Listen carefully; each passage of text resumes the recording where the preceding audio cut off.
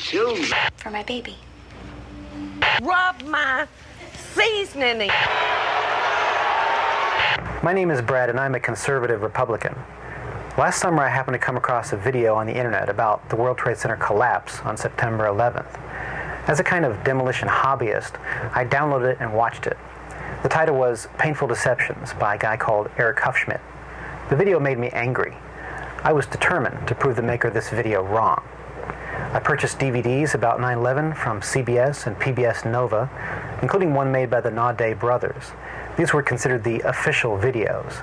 And after watching them carefully and researching thousands of websites and archives on the internet, literally not sleeping for an entire week, I realized that the official story, not Eric Hufschmidt's Painful Deceptions, was unprovable, unsubstantiated, absolutely wrong. What you're about to see is information you should already know. Our news reporters, government, and media should have made all this material available to every one of us. Ask yourself why you've never seen it on TV.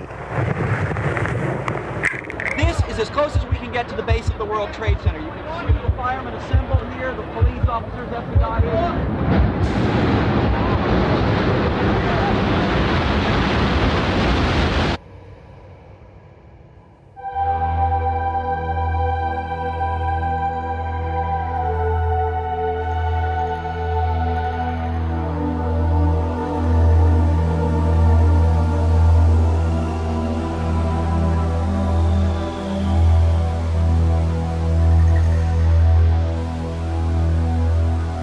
On September 11th, we learned that 4 passenger planes were hijacked and taken radically off course. Within an hour, 2 of the planes had flown into the enormous steel towers of the World Trade Center, creating fires and eventually toppling them.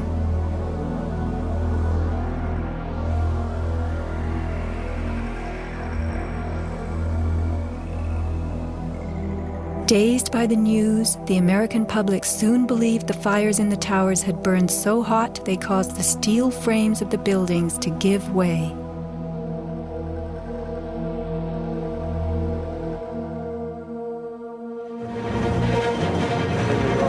A myth developed, fed by official sources through the media to a bewildered audience. So when it was attacked again, he immediately...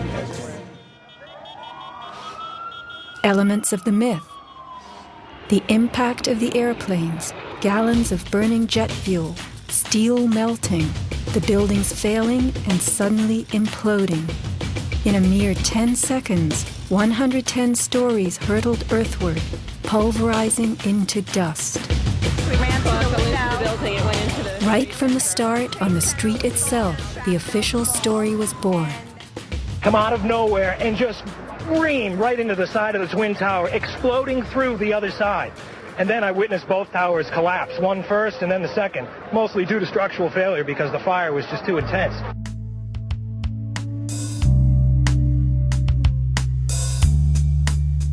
The myth bled into the FEMA report and was echoed by the experts. It was the combination of the impact load doing great damage to the building, followed by the fire, that caused collapse. John Skilling and Les Robertson were the structural engineers who designed the streamlined steel frames of the Twin Towers in the 1960s. Because a wayward Army bomber flew into the Empire State Building in 1945, the towers were built with skyscraper crashes in mind.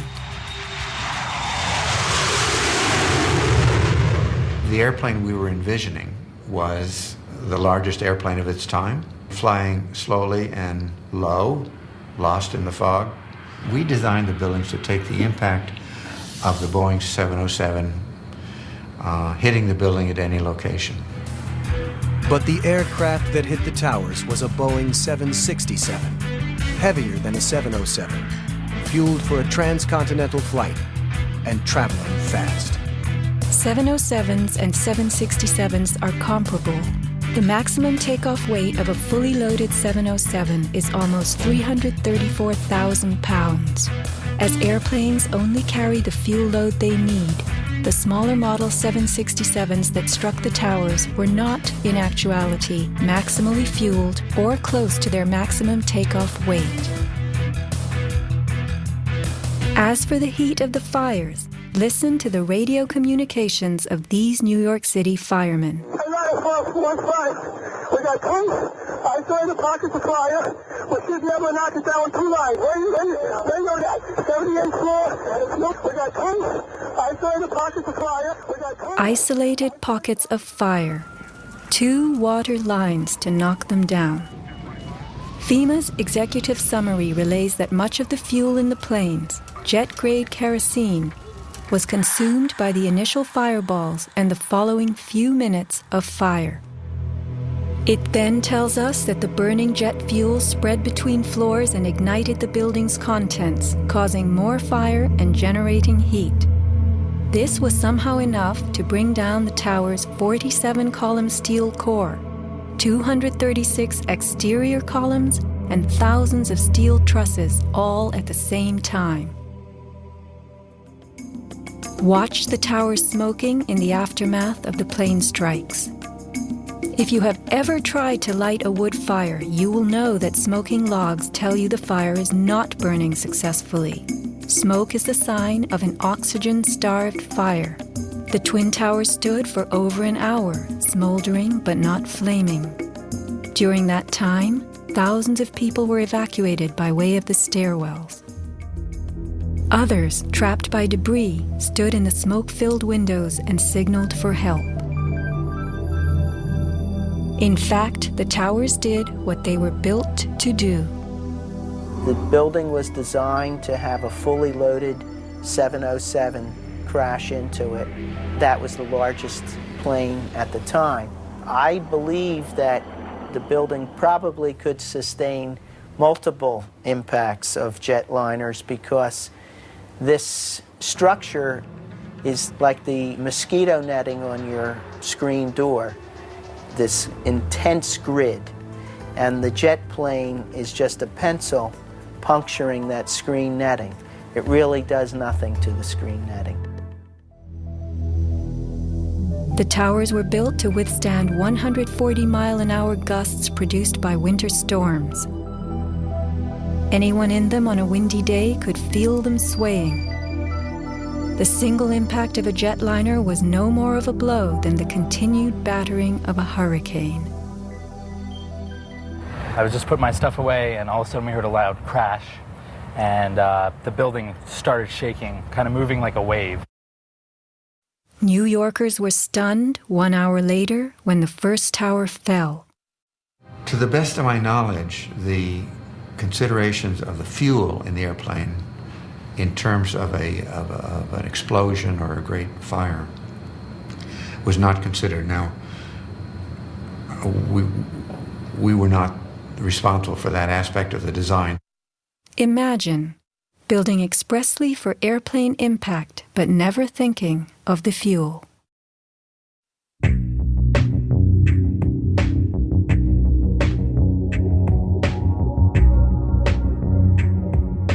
Never before in the history of the world has a steel building collapsed due to fire. I have not seen, until recently, a protected steel structure that has collapsed in a fire. True infernos have raged hot and long in steel-framed buildings, but not one of the buildings ever came down. In 1975, the World Trade Center's North Tower suffered a nighttime fire that flamed for 3 hours, spreading vertically from floor to floor. It burned twice as long as the fires of 9/11 without even a hint of a building collapse. In February 2005, the Windsor Tower in Madrid, a skyscraper undergoing reconstruction, sustained a 20-hour fire. This is what was left, a standing building strong enough to support a crane. Compare a 20-hour inferno to 90 minutes of smoke.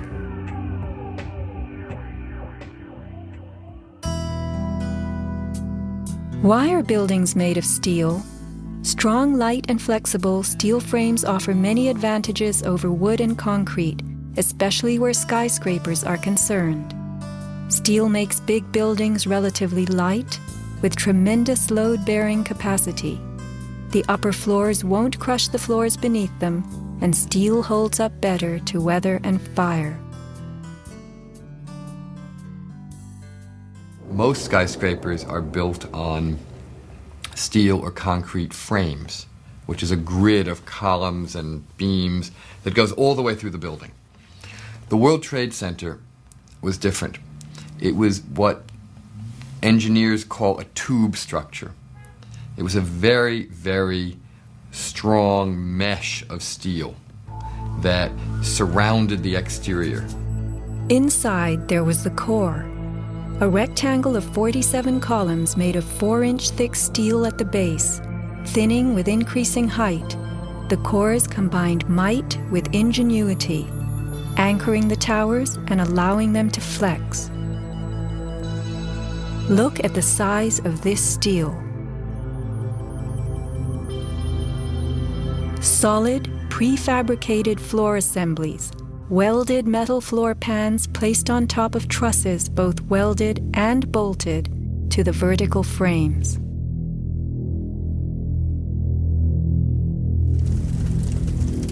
The story we were told.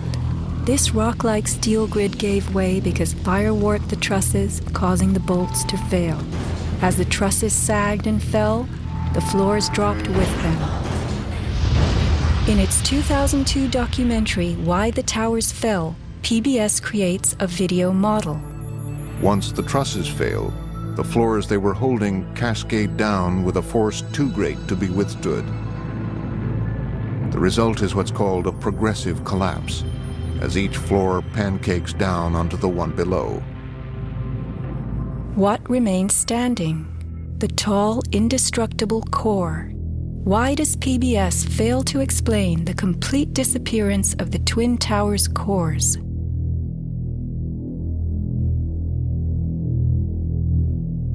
The official story's central thesis is based on heat, temperatures high enough to weaken steel. But people in the towers did not report such heat. Think about it. Neither steel, concrete, nor glass can burn. So what in those buildings could have burned to make such heat? How do these firefighters describe the collapse of the North Tower? We started running, floor by floor, it started popping out. It was if they had detonated. Detonated. If they were planned to take down a building. Boom, boom, boom, boom, boom, boom, boom. All the way down. I was watching it and running. And others give similar descriptions. At 10:30, I tried to leave the building, but as soon as I got outside, I heard a second explosion and another rumble and more smoke and more dust. And then a fire marshal came in and said we had to leave because if there was a third explosion, this building might not last. Like, it sounded like gunfire, you know, bang, bang, bang, bang, bang, and then all of a sudden, 3 big explosions. Started walking down the stairs, we made it to the 8th floor. Big explosion. Blew us back into the 8th floor. Do you know if it was an explosion or if it was a building collapse? To me, it sounded like an explosion, but it was a huge explosion. Chief Albert Turry told me that he was here after the events that took place this morning. He tried to get his men out as quickly as he could, but he said that there was another explosion which took place, and then an hour after there was another explosion in one of the towers here. So according to his theory, he thinks that there were actually devices that were planted in the building. Reports of bombs in the buildings, explosions. A CBS reporter to Dan Rather. But I was coming toward the World Trade Center looking for CBS crews and asked a firefighter if he saw any. All of a sudden, there was a roll, an explosion, and we could see coming at us a ball of flame stories high. Listen to the sound of a large explosion right before the South Tower begins to fall. This is as close as we can get to the base of the World Trade Center. You can see the firemen assembled here, the police officers, FBI.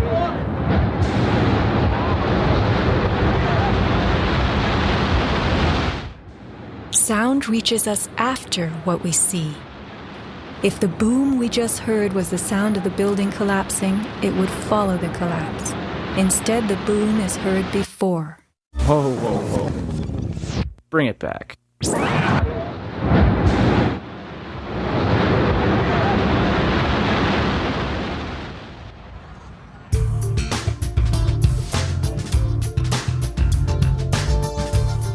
Let's consider the characteristics of steel.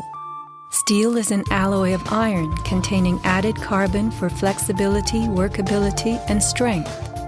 In the days of old, blacksmiths heated iron till it was red and pounded it for hours to form it. Horseshoes, knife blades, and plowshares were typical creations. Steel was introduced in the mid-1800s, and by the end of the century, with the advent of the blast furnace, found widespread commercial use. A blast furnace is known as a controlled environment. High temperatures are reached as oxygen is pumped into a closed space. How and when does steel melt? Steel melts at temperatures of 2,750 degrees Fahrenheit and above, attained only in a blast furnace or when a powerful incendiary such as thermite is used. Steel or any substance that is burned will never become hotter than the temperature of the fire or heat applied to it. An open-air hydrocarbon fire reaches a maximal temperature of some 1,200 degrees Fahrenheit in a dirty or uncontrolled burn, characterized by red-orange flames. Red-orange flames are what we saw on September 11th. Even the fireball caused by the plane strike was red-orange.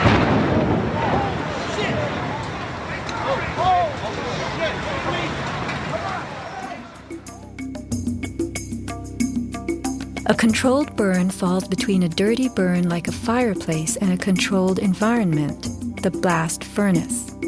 A controlled burn employs a regulated mix of air and fuel, an example being your gas stove or the engine in your car. You can fire up your gas stove all day long, making soup, roasting a duck, or simmering a stew. Made of steel, your stove will not melt, and nor will your pots and pans. This is a kerosene heater designed for use in any ordinary house. The heater runs on jet-grade kerosene contained in this tank. Made of steel, the heater can operate all night and all day. The kerosene fumes ignite and burn inside it, never causing even the smallest part of this heater to weaken or melt. Yet we were led to believe that these tremendous buildings, framed in steel and surfaced in aluminum, totally collapsed from small scattered fires and 90 minutes of smoke. Take note of these hurtling beams, thrown laterally outward as the tower comes to earth. Would fire have the strength to eject such huge hunks of metal? MIT engineering professor Thomas Eager's 2001 paper is officially considered the academic standard for explaining the World Trade Center collapses. In it, he tells us that steel loses half its strength at 650 degrees Celsius, and that the fires that day did not get much hotter than this. He stresses, however, that the fires did not burn evenly. It was the uneven temperatures that caused the steel to deform and some of the floors to fail. These falling floors brought down the whole building. While it was impossible for the fuel-rich diffuse flame fire to burn at a temperature high enough to melt the steel, its quick ignition and intense heat caused the steel to lose at least half its strength and to deform, causing buckling or crippling. This weakening and deformation caused a few floors to fall, while the weight of the stories above them crushed the floors below, initiating a domino collapse. In plain language, straight from MIT.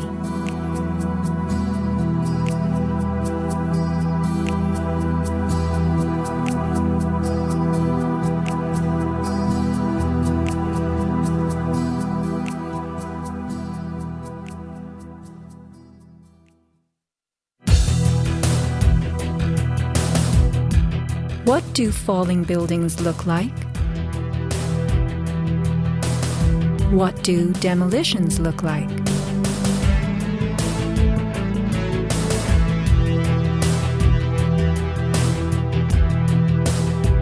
We are seeing typical implosions, characterized by gutting a building's base and then pulling it into itself. Computer-controlled sequencing fires the explosives in a rapid wave. Notice the jets of shooting concrete, the flashes, the pops, the caving of the buildings as they fall into their footprint, the tremendous, billowing clouds of dust.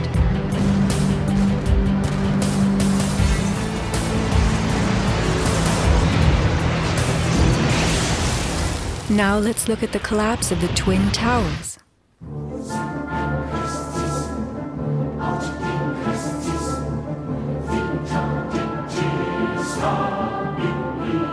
We are seeing explosions rather than implosions, a first in demolition history. A sequenced rumble becomes a roar as debris is thrown outward. The damage is not contained. Even the windows are blown from neighborhood buildings. What kind of energy enabled this? Would fire hurl metal and concrete sideways into the air? Here, a 600,000-pound chunk of steel, twice the weight of a Boeing airliner, was flung 400 feet, wedging itself deep into 3 World Financial Center on Vesey Street. A FEMA photographer taking pictures of Ground Zero wondered why so many steel beams were jutting from neighborhood buildings. What shot pieces of the towers all the way across the street?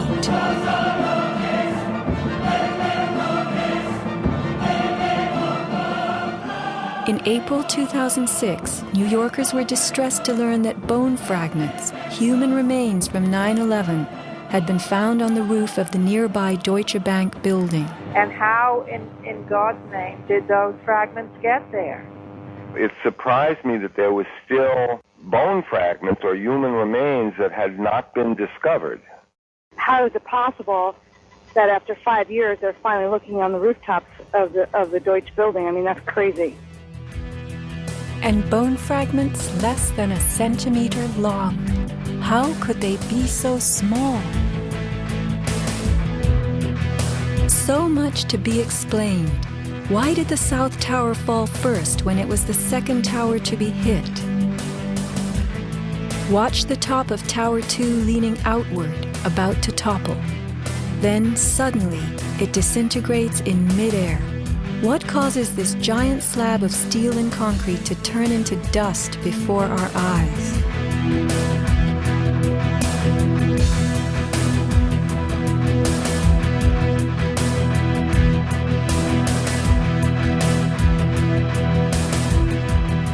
Watch both buildings collapsing straight down, directly into the path of most resistance, which is all the floors and all the mass of the building itself.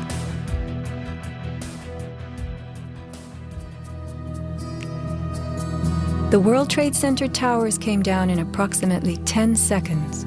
Seismic data from Columbia University puts the North Tower collapse at about 8 seconds and the South Tower at approximately 10.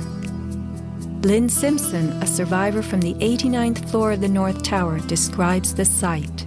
And I saw the Trade Center literally collapse in upon itself floor by floor by floor, and it took seconds for it to happen. It was a massive building, and it just pancaked. 10 seconds. These are 110-story buildings coming to Earth at free fall speed, the rate at which an object drops through air. The lower floors would need to give way completely as the floors above them fell.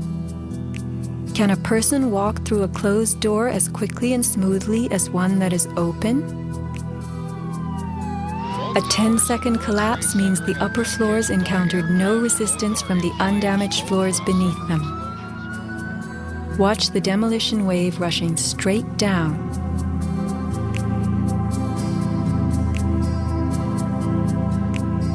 Here the South Tower is half its original height, but wreckage from the upper collapse has not yet fallen this far. We are watching a demolition moving faster than gravity itself, a building bursting into powder from top to bottom.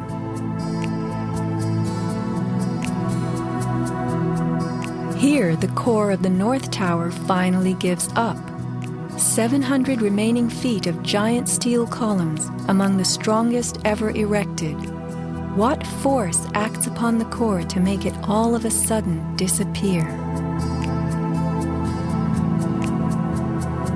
Eric Hufschmidt, author of the book Painful Questions, is a metal-cutting software engineer. The floors of the World Trade Center towers were on three-dimensional mesh of steel beams.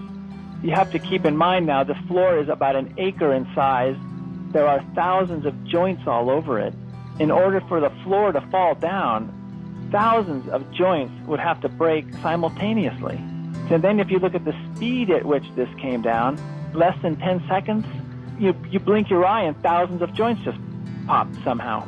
The only way you can explain that is with explosives. They had to have had explosives placed all over the floors at the primary joints. And then that would explain how all of the joints broke at such a rapid rate. The debris was crashing from one floor to the next. Debris cannot crash through steel and concrete floors as fast as it falls through the air. And there was no slowing. Explosives had to be breaking the joints ahead of the falling rubble, which is why the top half starts off collapsing slowly and then it starts picking up speed. This is a pancake collapse. Why don't we see piles of floors at ground zero?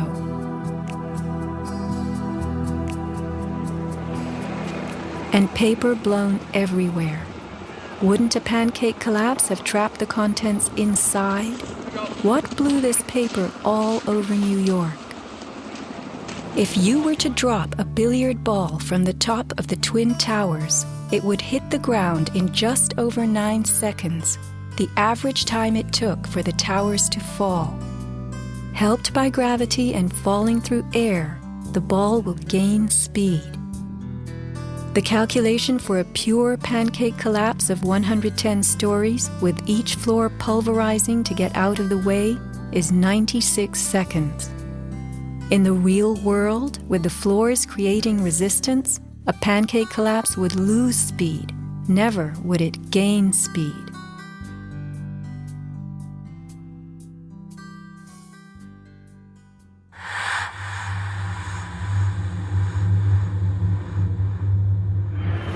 The airplane struck the towers high above the ground.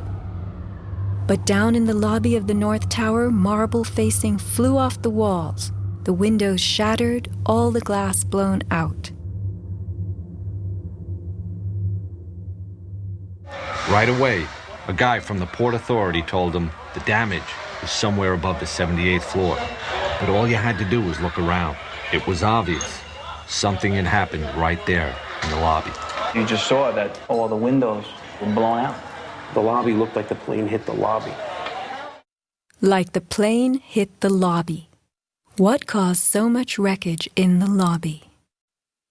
William Rodriguez, a maintenance employee at the World Trade Center and the last human being to exit the towers alive, describes a giant blast below his building. And all of a sudden, we heard an explosion. It was a huge explosion that came from under my feet, meaning that it came from the sublevels between B2 and B3.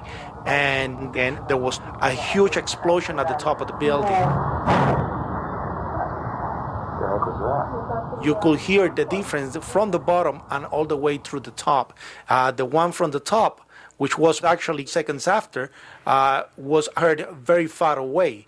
The one at the basement was pretty loud, and you felt your actual feet moving with the floor. The tremor that is sent through the floors, that the walls cracked and the false ceiling totally collapsed. And that's when a person named Felipe David came running into our office saying, explosion, explosion, explosion.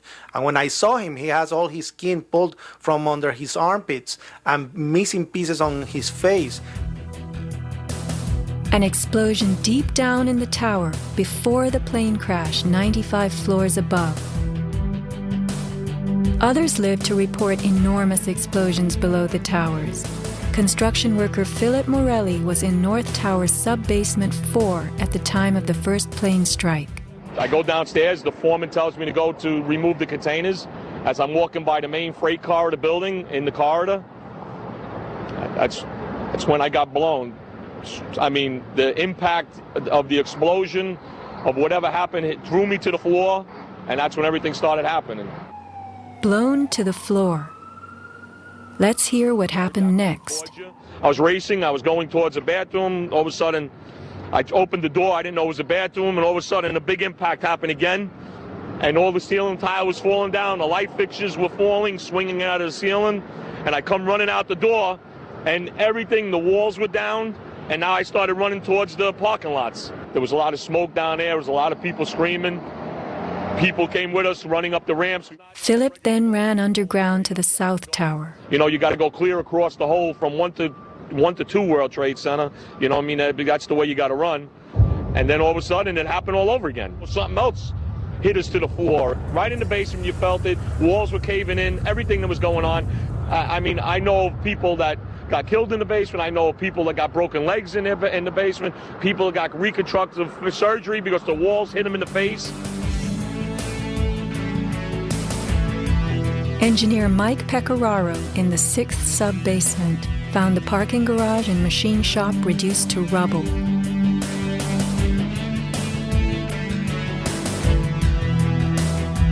Rescue firemen and civilians spoke of hearing explosions throughout the towers. Firefighter Lou Caccioli told People magazine that as he and others evacuated workers, bombs were going off inside the building. Explosions stalled elevators and filled entire floors with smoke and debris. An eyewitness who said there was an explosion on floor 7-8. 7-8. To dispatch, we've just had another explosion. Warren Street because of the secondary explosion. We've got numerous people covered with dust from the secondary explosion. And we got another explosion on the tower, 1013. Tower 2 has had a major explosion and what appears to be a complete collapse surrounding the entire area. Who's involved in the secondary explosion?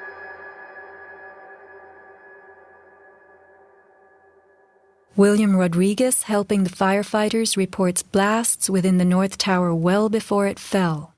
As I went up, I remember listening to small explosions on the upper floors, and these small explosions were not coming from the area of the impact. It was coming from lower floors. And when the second plane hit the South Tower, we heard boom. When we heard boom, inside our building, the North Tower, we heard pa pa pa pa pa pa pa pa. And on the security radio, we heard, we lost 65, meaning the 65th floor collapsed. And as we went down the stairwells, you could hear the actual collapsing inside the buildings. You heard rumble, you heard the cracking of the walls, I mean, pieces falling right next to us of the actual building.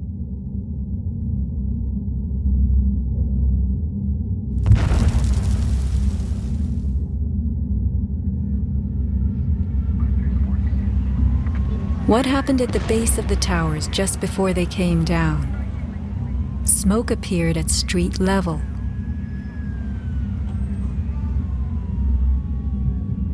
This video was shot from New Jersey. An explosion is heard as white smoke rises at the base of the building. Now people are gathering in large groups. In fact, at one corner, smoke was coming from the city. Folks stepping out of bodegas.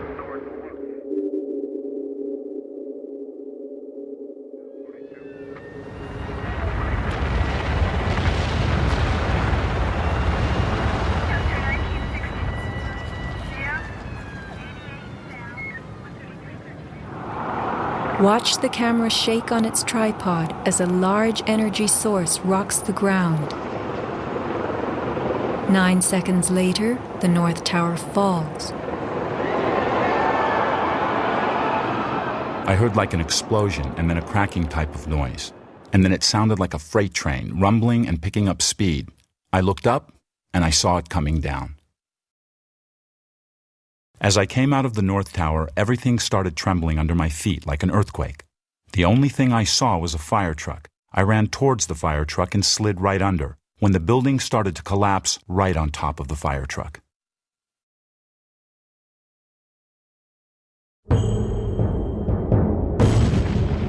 Across the Hudson River, Richard Siegel was filming an astonishing day.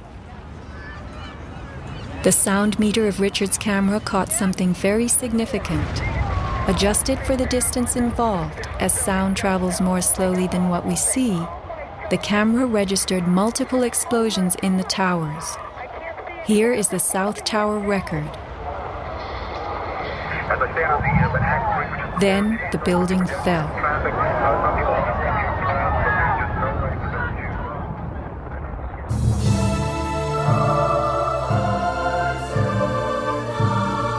Let's look carefully at the collapse itself.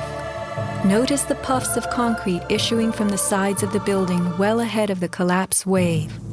Called squibs in demolition language, these are actual explosives, charges firing visibly through the exterior as gravity pulls the building down.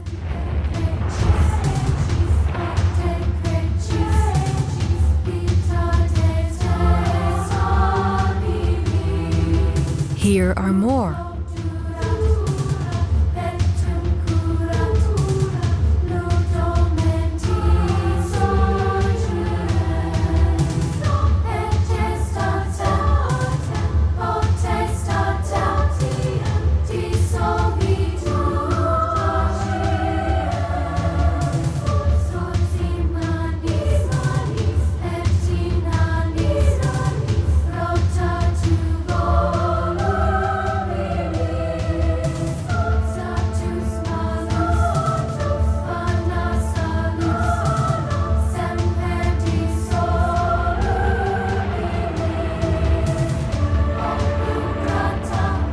Shattering from the top, engulfed by banana peel plumes, these were no ordinary implosions.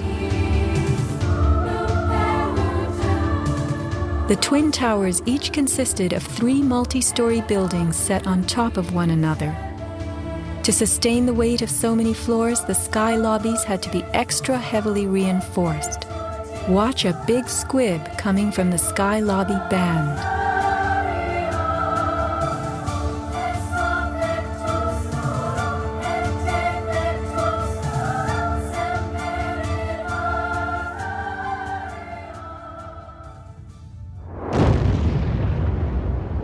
A powerful blast produces what is called a shock wave.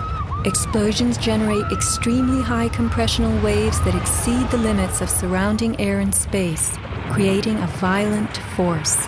When the debris started coming down, I was right in the shadow of the South Tower. I was less than 100 yards away. Everybody saw the video over and over again of that cloud chasing people down the street. It was like a tornado. It was like being hit by a wave at the beach, but the wave was intense, it was hot, it was noisy. It was like getting hit in the back by gravel, blocks, like somebody had picked up handfuls of rocks and was just throwing them at you. And the noise kept coming and coming, and one second I was running, and the next second I was flying. I was just, I had no control over my feet, no choice as to what direction I was going.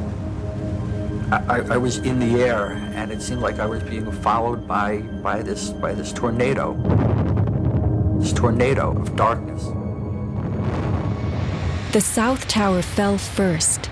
This is the shockwave blast as it rocks the tower next door.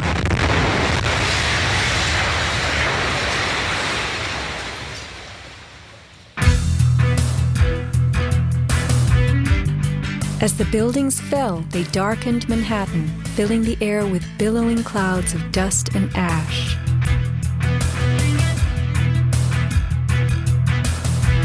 What produces these huge, scudding, cauliflower-like masses of slowly moving dust? True, a 110-story building has just been reduced to 1 million tons of rubble. But is there anything in our experience we can compare it to? A volcano.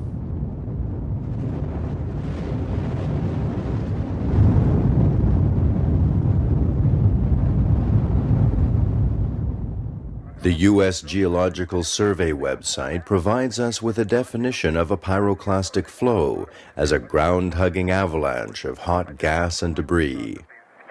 The rising gas chimney is clearly visible in this photo of the North Tower implosion with pyroclastic flows between buildings. The cauliflower shape of the debris clouds is a telltale sign of pyroclastic flows generated by massive explosions typical of volcanic eruptions and controlled demolitions. That is the second building that has gone down. It came out. A pyroclastic surge can even flow over water as hot gases carry dust created by explosive energy. Here, the South Tower implosion creates a pyroclastic surge moving out over the Hudson River. A volcanic eruption produces exactly the same thick, scudding ash, heavy with debris, hugging the ground as it flows out from a tremendous internal explosion.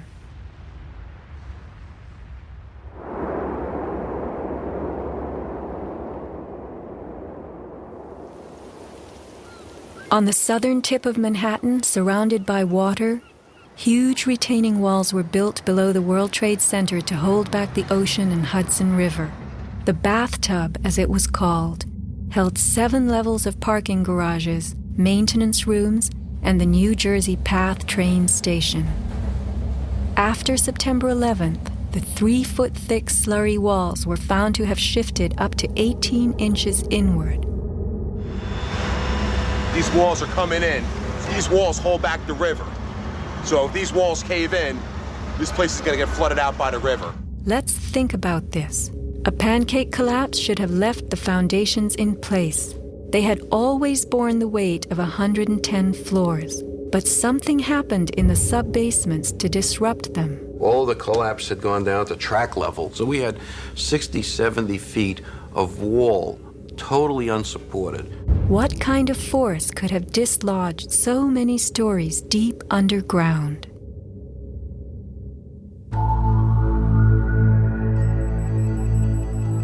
The pile itself seemed to have a life of its own. It spewed fire when we dug into it. The ground continued to burn. Les Robertson publicly reported that 3 weeks after the collapse, live fires burned and molten metal still flowed underground. You see how this debris is still smoking? That's from the fires that are still burning. 8 weeks later, we still got fires burning. Steel-toed boots is one of the biggest things. Out, still on the rubble, it's still, I believe, 1,100 degrees. The guy's boots just melt within a few hours. In November 2005, physics professor Stephen Jones of Brigham Young University published a 25-page treatise on the collapse of the Twin Towers and Building 7, applying the laws of physics to the official story. From an interview on MSNBC. As we read in the FEMA report, it says here, and I put this in my paper, of course, the best hypothesis, which is the only one they looked at, the fire, has only a low probability of occurrence. Further investigation, analyses are needed to resolve this issue, and Professor, I agree with that. I am sorry that we are out of time, and I'm not sure that... Whoa. One other thing I want to mention about... Okay, if you can hit it, okay, with it quickly. All right.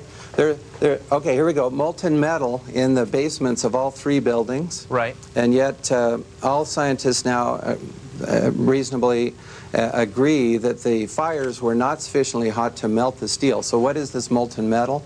It's a direct evidence for the use of high-temperature explosives such as thermite. Thermite produces molten iron as an end product. Okay. We appreciate your coming on, even if I don't understand your theories. We appreciate you trying to explain them. Thanks. Professor Jones barely got in his mention of thermite. An incendiary used by the military, thermite is a compound of iron oxide and aluminum, which when ignited sustains an extreme heat reaction, creating molten iron.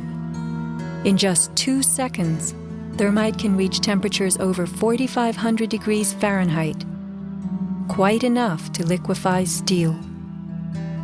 This is thermite melting the engine of a car. We know that open-air fires cannot burn hot enough to melt steel, but metal had melted at the base of the towers. The second product of a thermite reaction is aluminum oxide, visible as white smoke. Was thermite used in conjunction with explosives on September 11th? Watch this very bright substance pouring from the 81st floor of the South Tower.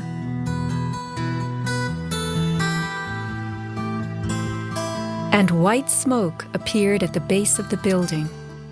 Would this be aluminum oxide, the byproduct of a thermite reaction?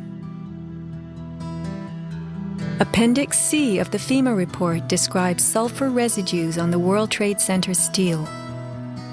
The New York Times called this the deepest mystery of all. Sulfur slightly lowers the melting point of iron, and iron oxide and iron sulfide had formed on the surface of the structural steel. Sulfur used with thermite is called thermate, producing even faster results.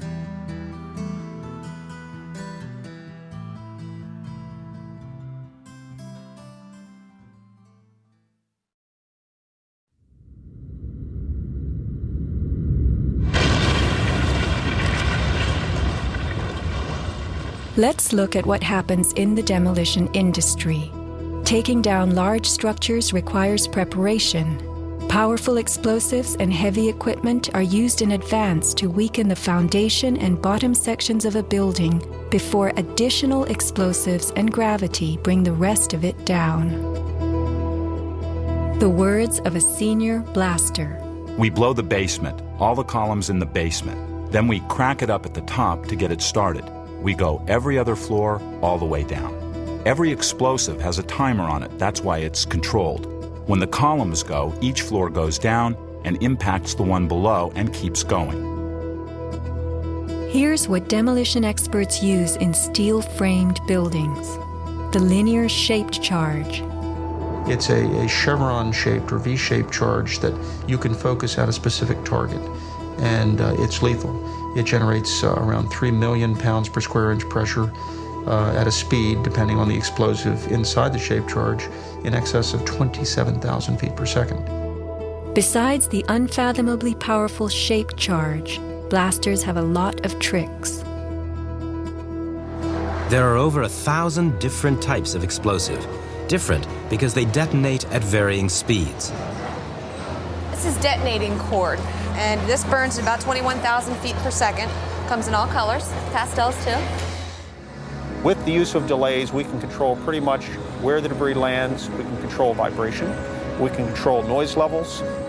Timing and delays are the key to just about everything in our business.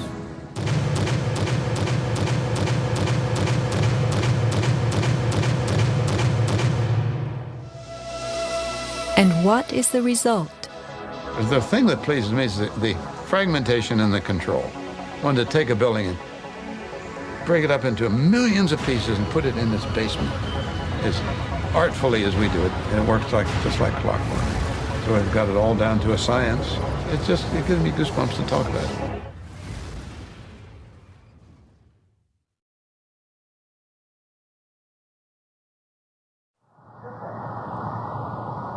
With the underground explosions intended to blow out the Twin Towers' basements, followed by blasts heard inside the buildings of shaped charges slicing the core. Because of the secondary explosion, we've got numerous people covered with dust from the secondary explosion. Demolition pre-weakening usually takes place well in advance of the final blast, but at the World Trade Center, critical prep work might have had to occur in a very compressed time frame in the panicked aftermath of the plane strikes.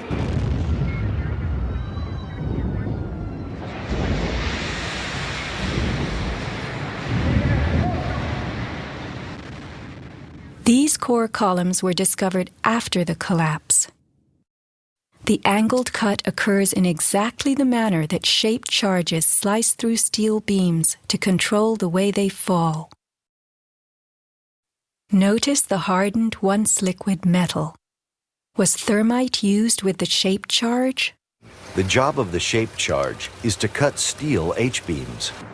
The way we do this is by cutting the beam at an angle which through a series of beams cut at the same angle will tend to make the building shift over and walk. Let's look at the rubble of two 110-story buildings brought to the ground. In a 7-story crater lie nearly 2 million tons of debris. Had the basements not been blown out, where would 2 million tons have gone? Heaped on the ground, ready to slide and spill? The art of controlled demolition.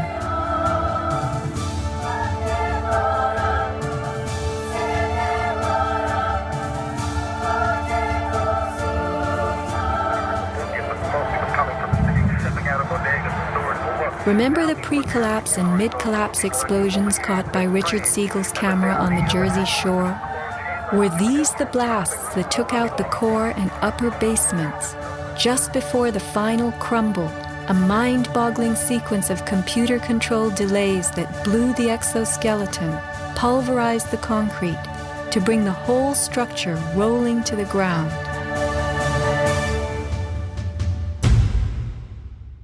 Was this the story of that day?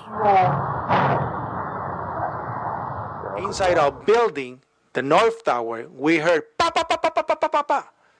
And on the smoke was coming from the city. Folks stepping out of bodegas and stores for work.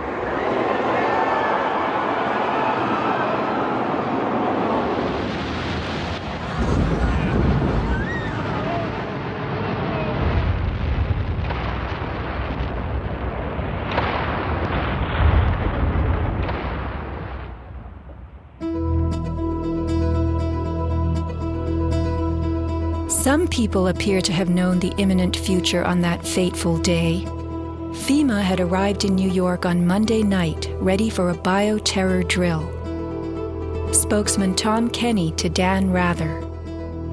To be honest with you, we arrived on late Monday night and went into action on Tuesday morning. And not until today did we get a full opportunity to work the entire site other than the spot at Church and Day to which we were deployed. And Rudy Giuliani, mayor of New York, tells ABC's Peter Jennings that he was aware the towers would be coming down. What is going on now is a massive rescue effort. Do you believe it's hundreds or thousands? I really don't want to say right now, Peter. I think it's going to be a horrible number. I saw people jumping out of the World Trade Center. I saw some of the firefighters who I know going into the building. And we were in a building in which we were trapped for about 10, 15 minutes. And we set up headquarters at 75 Barclay Street, which was right there with the police commissioner, the fire commissioner, the head of emergency management.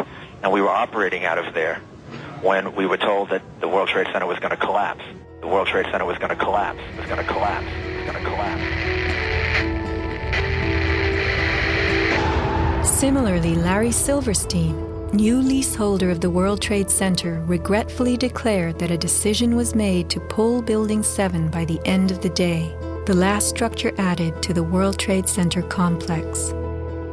Let's hear Mr. Silverstein's actual words, delivered for our benefit in the 2002 PBS documentary America Rebuilds. I remember getting a call from the fire department commander telling me that they were not sure they were going to be able to contain the fire.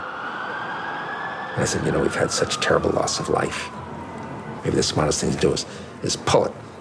And they made that decision to pull. And then we watched the building collapse.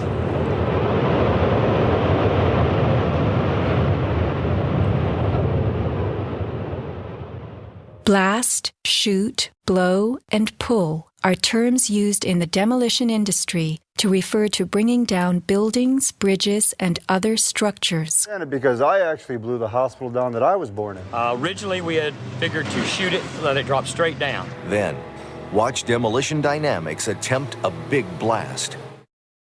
And from Ground Zero's own post-disaster wrecking crew. By mid-December, the Department of Design and Construction had leveled World Trade Center buildings 4 and 5. Hello? Oh, we're getting ready to pull building 6.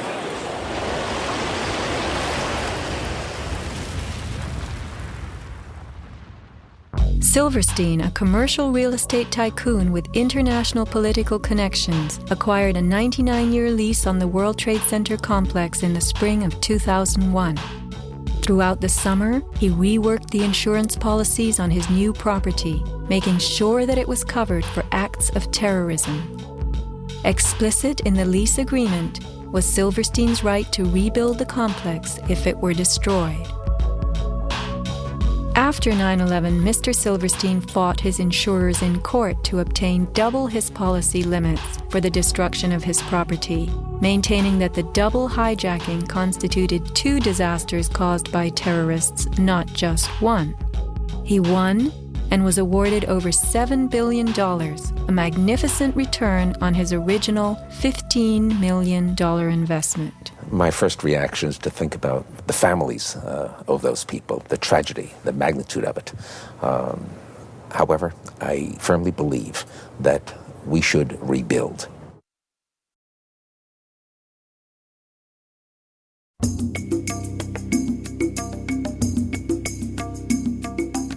Just in the last few seconds, another building, building number 7, one of the buildings in support of the World Trade Center towers, has collapsed. World Trade 7, functioning as the command center for the complex, housed giant diesel backup and oxygen systems, the mayor's protected emergency bunker, and offices for the CIA, Secret Service, Department of Defense, and Securities and Exchange Commission. Its other tenants were insurance companies, brokerages, and banks.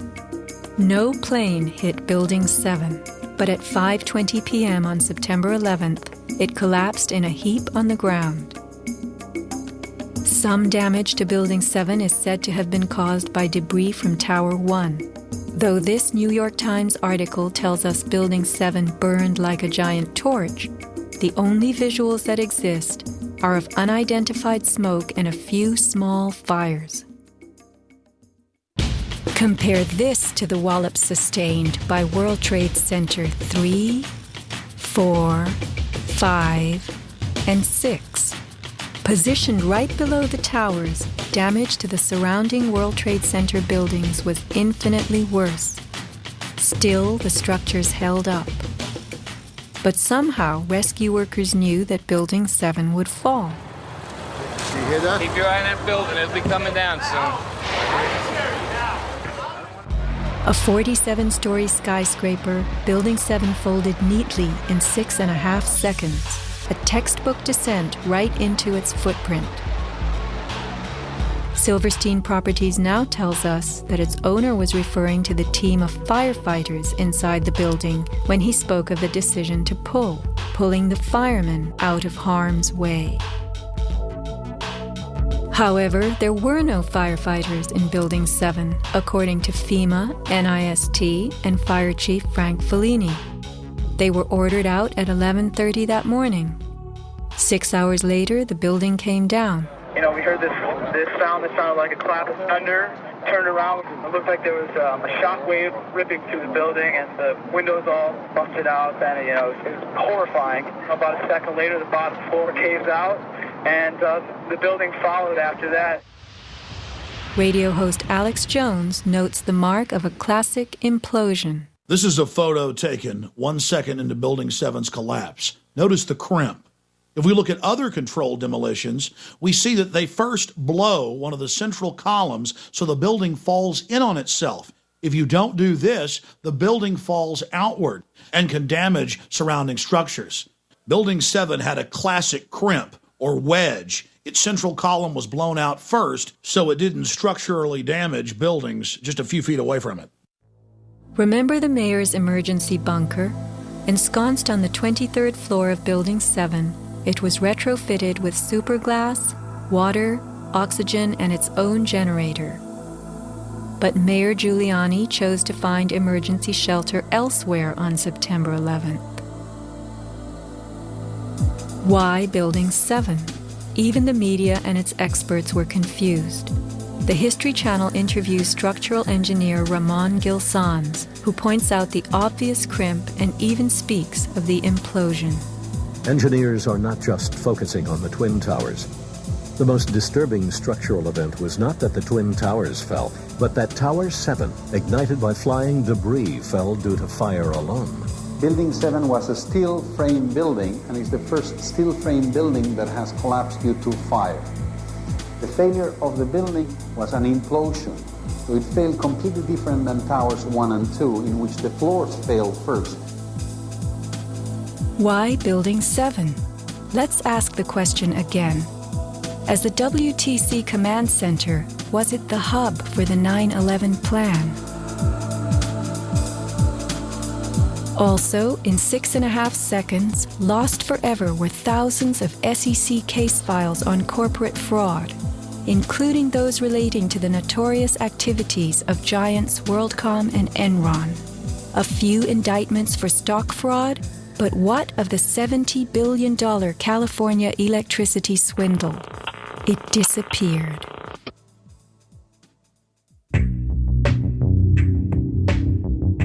No one died in the collapse of Building 7. It was vacated well in advance of its implosion, but not the Twin Towers. Why weren't police, firemen, and civilians in these buildings told what to expect? Tragically, employees in the towers were advised to return to their offices. The announcement came on that everything was fine. Tower 1, they were evacuating, but Tower 2 was fine, and we could go back to our offices. We were about to go through the turnstile. The security guard says, "Where you guys are going?" I said, "Well, I'm going home because I saw fireballs coming down." He said, "No, your building is safe. It's secured. It is safer to stay in your building. Go back to your office." Stanley Prayamnath returned to the 81st floor. Then, I just happened to raise my head looking straight towards the Statue of Liberty, and what I saw was a giant airplane coming straight towards me. the South Tower was hit between the 78th and 84th floors. Trapped on the 81st floor by crushing debris, Stanley was rescued by Brian Clark. Slowly and painfully, they made their way down a stairwell to freedom. Outside, Stanley had a feeling of uncanny prescience for what was to come. And we peered through the railing up through the trees at the tower, and Stanley said, "You know, I think that tower could come down." And I don't know why I'm telling this man this building is going. But I knew it was not over. I said, "There's no way. That's a steel structure. That's just draperies and carpets and furniture burning. You know, there's no way." And I didn't finish my sentence when the tower started to slide. And I can still remember hearing, first of all, this boom, boom, boom explosions.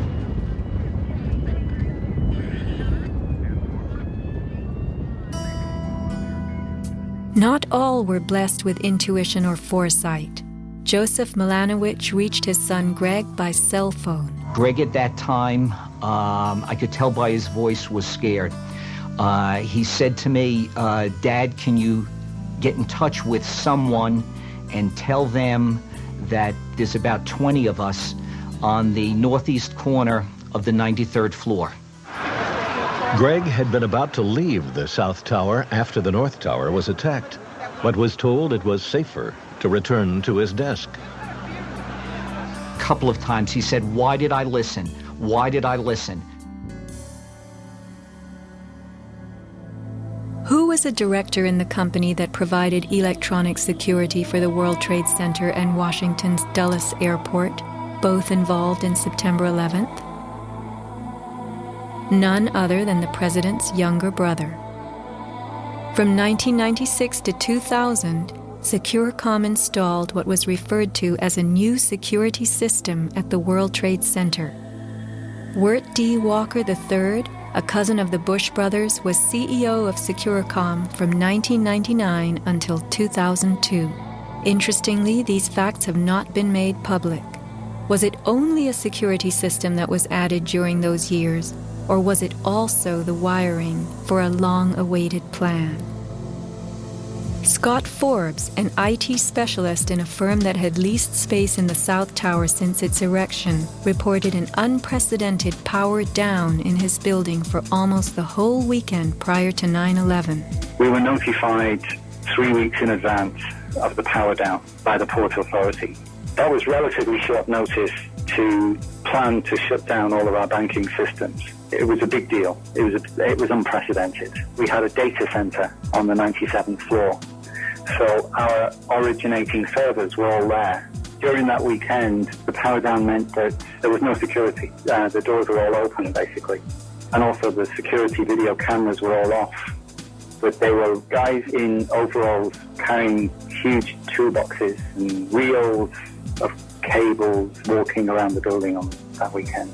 Employees were notified that internet cables were being upgraded.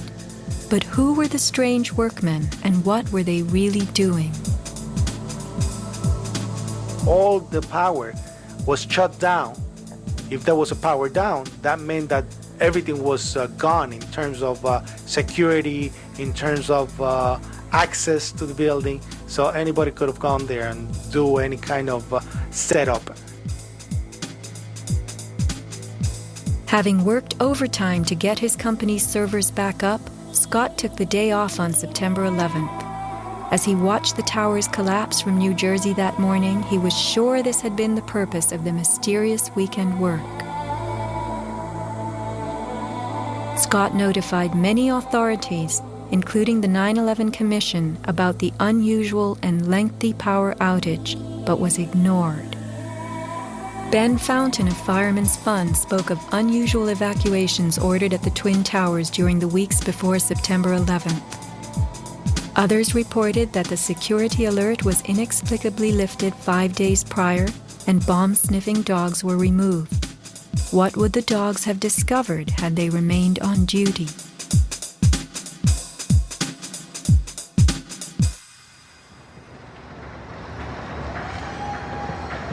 Not long after the disaster, Lower Manhattan saw banners like this one. Although they were idolized as cathedral-like symbols of power and triumph that pierced the New York skyline, the Twin Towers were big money losers for the Port Authority of New York. They cost millions a year to equip with the basics: electricity, water, heat, air conditioning, sewage, and even oxygen, being airtight. As modern communications connected traders from all corners of the globe, tenancy in the Twin Towers continued to drop. The towers presented another problem. Decades ago, their steel beams had been sprayed with fireproof asbestos, a cancer-causing material banned from use in building in the mid-1980s. Although the World Trade Center complex was given several waivers, it was expected to clean up its act. But to remove the asbestos from every supporting beam in the Twin Towers would have been almost undoable. Quotes for this cleanup ran over $1 billion, and no insurance company was willing to bear the cost. An urban renewal project of unfathomable proportions. Given the tower's issues and problems, September 11th proved an unexpected bonanza. The Trade Center was built in the 1960s to revive a rundown area of New York, and 40 years later, urban renewal could again take place. 2 white elephants were removed, and a brand new complex is in the works. The full height of the new Freedom Tower will soar to 1,776 feet.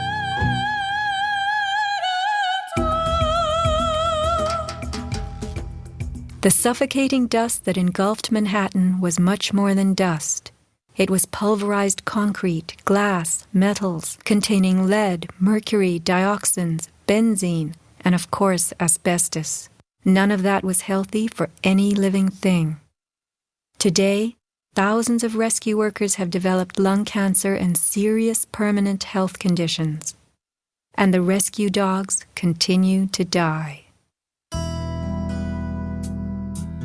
What you had was a ground-level municipal incinerator that smoldered for months, burning up the most heavily computerized building in the world.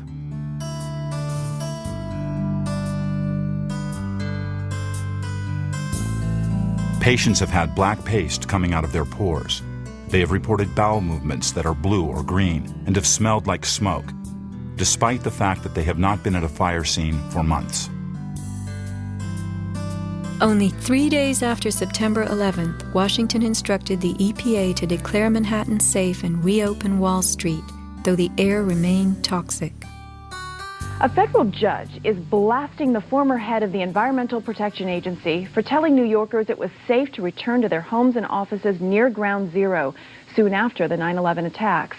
The judge called Christine Todd Whitman's actions, quote, conscience shocking, and refused to grant her immunity. It was documented that the White House ordered EPA to tell these lies, to downplay the seriousness of the environmental hazards. In addition, 9/11 first responders who have fallen ill and applied for aid have been denied.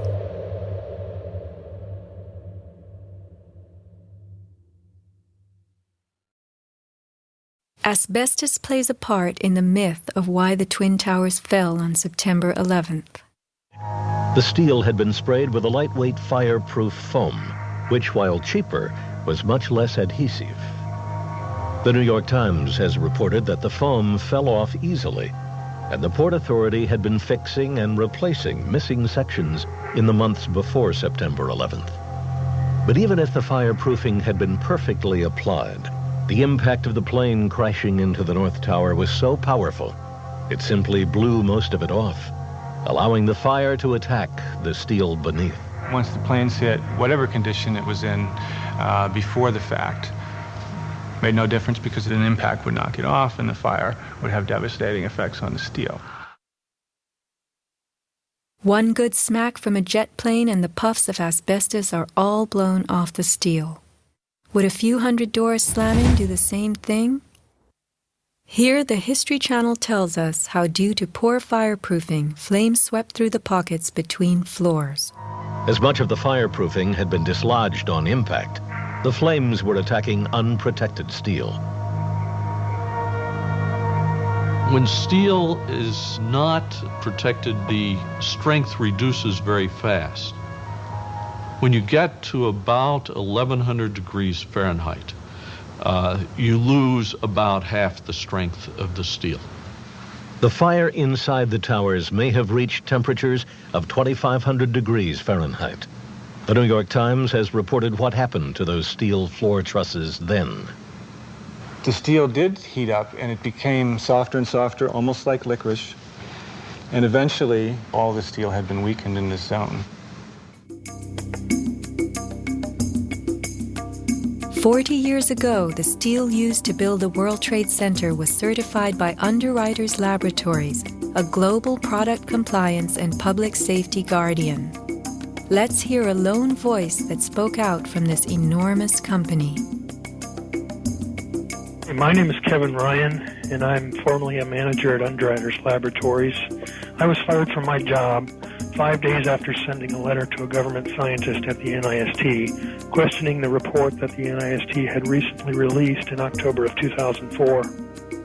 I wrote this letter because I had serious questions about what I saw in the report. Those questions went back to September of 2001 when UL's CEO came to our location in South Bend. He told our entire staff that the World Trade Center steel had been certified by UL, and he said that we should be proud of how long the buildings had stood. Over the next 2 years, I did some research and found some very disturbing facts, including that the steel had been disposed of in an unprecedented manner. Once I discovered those facts, I sent a written question to UL CEO asking him about these things and what he was doing to protect our reputation as a company. He replied in writing to me that UL did, in fact, test the steel. He talked about the quality of the sample and how well it had performed in the tests. And he said that our company had tested the steel and that it had done beautifully. After that, he asked me to be patient and wait for the NIST report because UL was working closely with them. I saw this report in October of 2004, and in November I sent my letter to NIST asking for clarification. I felt it was an obligation on my part to ask the questions, since no one else seemed to care to. After the 1993 bombing, the fireproofing in both buildings was updated considerably. But when you look at the NIST report, you don't see any testing that showed that a 767 would widely dislodge the fireproofing under any impact, let alone so far from the point of impact. So now we've been left with a new theory that is not really a theory at all, but only a collection of vague statements. The NIST report represents what can really only be called anti-science. They started with their conclusions and worked their way back to some leading hypotheses. When the results of the physical tests showed that the temperatures were far too low to soften steel, and that the floors could not have collapsed, and that the fireproofing could not have been widely dislodged, the NIST ignored these results and built a black box computer model that no one can argue with and that would spit out the right answers. Today, anyone who's conscious enough to know what's happening in the world knows that most government policy is being driven by this false story. Crack down and punish the perpetrators of this attack. This is being seen on Capitol Hill as another Pearl Harbor, as another Pearl Harbor, as another Pearl Harbor. The steel in dragon-like lengths and contortions spoke for itself. Bent, deformed, without cracks. I found it hard to believe that it actually bent because of the size of it and how there's no cracks in the iron.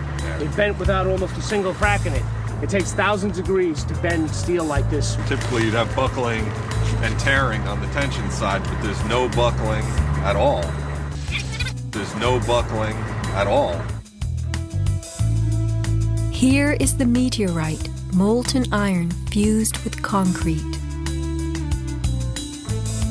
And architects, engineers, people who work with steel, welders have just never seen the level of destruction and the level of deformation of this material in our lives.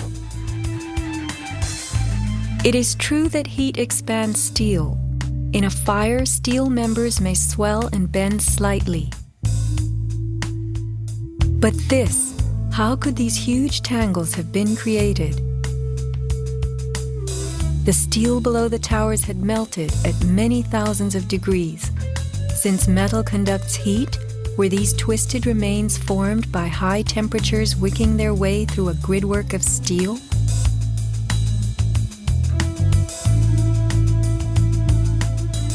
Explosives also deform steel. As they fire, gas pushes outward. The force of the gas can easily bend a large steel column.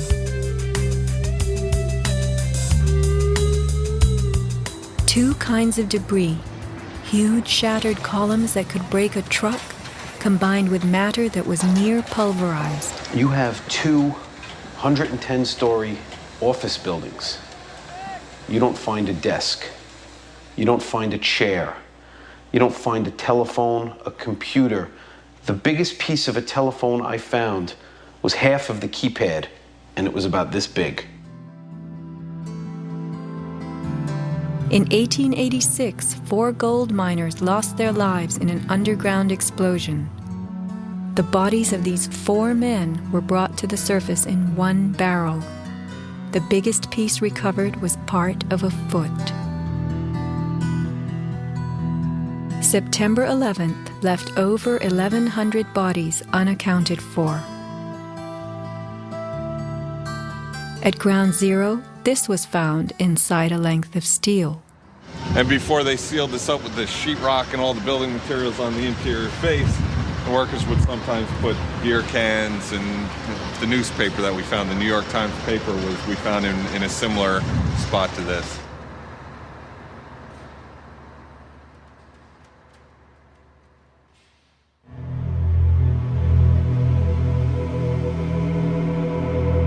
Secrets cannot be kept forever.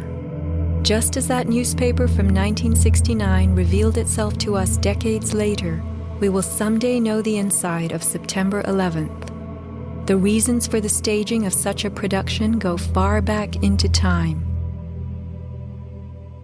Insurance policies covered nearly everything in the World Trade Center that was destroyed. But what if certain commodities could be removed in the nick of time? Gold and silver held by commercial banks and the COMEX exchange is said to have been stored beneath Ground Zero. This single cache belonging to the Bank of Nova Scotia was unearthed and made public. Was there more, and was it removed, remains a question. As last survivor William Rodriguez climbed the stairwell to rescue people, He remembers a very strange thing. As I stood there on the 33rd floor, I heard very strange noises on the 34th floor. Now, the 34th floor was an empty floor, a floor that did not have any kind of walls, or it was a construction floor. It was totally hollowed out. There was nothing there, and I heard very heavy equipment being moved around, and it sounded like dumpsters with metal wheels being moved around, and I got scared because I knew it was an empty floor. Nobody was supposed to be there. As a matter of fact, not even the elevators stopped there. You have to have a special access key to open the door on the 34th floor. So to find that there were strange noises there, and I continue actually bypassing that floor because I didn't dare to open the door on the 34th floor. Something told William Rodriguez not to mess with the 34th floor. I got scared. Yet William Rodriguez was not a man who was scared that day. He remained in a burning building against firemen's orders, endangering his own life as he saved the lives of others. What could have been happening on the 34th floor? For weeks, Scott Forbes had heard similar noises on the 98th floor above him. It must have been at least 4 to 6 weeks before 9/11. It was like rebuilding work going on upstairs. The tenants, the people from Aon who had been there were moved somewhere else. The offices were just vacant. And there was a lot of heavy machinery building work going on. It was almost like pneumatic drills and lots of hammering, so much so that the floors were shaking. That's how noticeable it was. It was almost as if something heavy was being moved and then it was being taken off wheels, and it was like boom. Our floor underneath literally shook. You could feel the weight above you. That was how large it was. On one occasion, I opened a door to see what was going on, being nosy. When I opened the door, the whole office space was empty. There was nothing there at all. It was quite bizarre because it was just empty. Completely empty, barren, nothing, zero. Not even cables hanging from the ceiling, but there'd been these heavy noises and vibrations up above. It was really strange. And the noticeable dust in the building the week before. It was probably the week leading up to 9/11. Every morning I'd come in around 7 a.m. and the dust was incredible. It was filthy. It was like the cleaners weren't cleaning.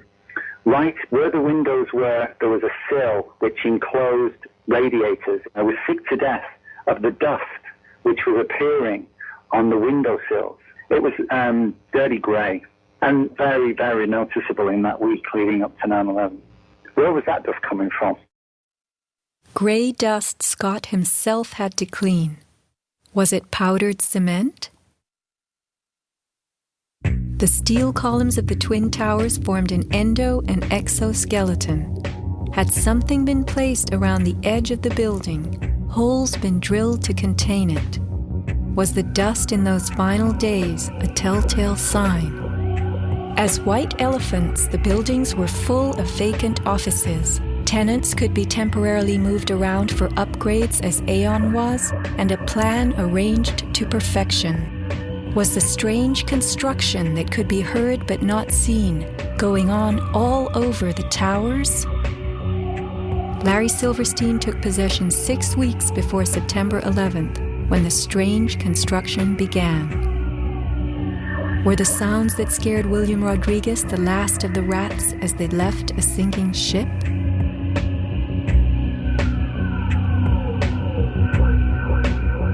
By taking a day off, Scott Forbes saved his life. This woman was not so fortunate. She is 9/11's Iphigenia, calling soundlessly to people who could not help her. Christopher Hanley, trapped with 100 people on the 106th floor of Tower 1. Fire Department 408, where's the fire? Yeah, hi. I'm on the 106th floor of the World Trade Center. We just had an explosion up here. What building are you in, sir? 1 or 2? 1 World Trade. All right. Yeah, there's smoke, and we had about 100 people up here. Sit tight. Do not leave, okay? There's a fire or an explosion or something in the building. All right? I want you to stay where you are. Yes. Kevin Cosgrove, trapped on the 105th floor of the South Tower. There's smoke right there, 105, 2 power. It's really there, it's black, it's iron. My wife thinks I'm all right. I called her and said I was leaving the building, I was fine, and bang. The 3 of us, 2 broken windows. Oh, God!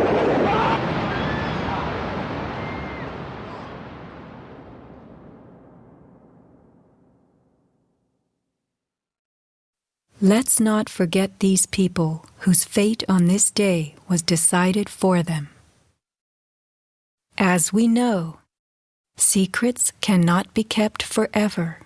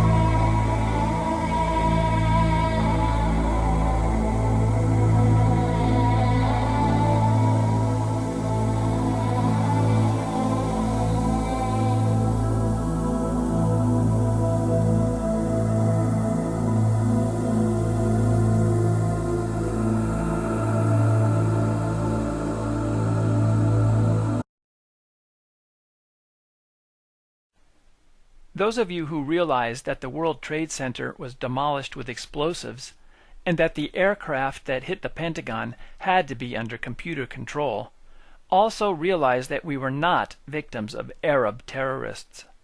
Rather, we are victims of a hoax, and we have been fooled into starting a war that has no end in sight. We are caught in a diabolical masquerade party in which we cannot be certain who to trust. An international party that is so large and complex that even the criminals must wonder who to trust. A party where murder, blackmail, bribery, and double-crossing is common. It sometimes seems as if this party is out of control and that not even the organizers know where it is going or who will survive it. Will this masquerade party ever end? Will the criminals be exposed? Thousands of citizens around the world are trying to identify the perpetrators of this hoax, but many of the investigators are promoting nonsense. Jeff Rense and Fred Burks, for example, expose some aspects of 9/11, but they also promote crop circles and Martians. Which of these investigators are working with the criminals in order to keep us confused, and which of them are just plain stupid or naive? KPFK Radio has a notice on their website from Jerry Quickly to announce their refusal to offer any material that contains information from me on the grounds that I am a Holocaust denier. Is Jerry Quickly truly concerned that I may be a Holocaust denier? Or is he trying to fool people into ignoring my research in order to protect his criminal friends? What is a Holocaust denier? Let's look at some historical events to understand this issue. As the German troops retreated near the end of the war, the Allies discovered one prison camp after the next. The gates were opened and thousands of prisoners were freed. One of the prisoners at the Buchenwald camp was a history teacher in France. After being released from the camp, he resumed teaching. In 1949, he published a book that described his experience as a prisoner at Buchenwald. His second book, published in 1950, was in response to the stories of the Holocaust. He explained that he never saw any gas chambers or any attempts by the Nazis to exterminate Jews. This book inspired people around the world to investigate the Nazis and the prison camps. Did the Nazis isolate the gas chambers from the factories so well that some prisoners never noticed the gas chambers? Or were the gas chambers only at certain camps? If so, which camps had the gas chambers? How many prisoners were killed at Buchenwald? How many at Dachau? How many were killed by poison gas? And how many were killed by other techniques? Some Jews became furious that people were treating the Nazi camps and the death of Jews as ordinary historical events.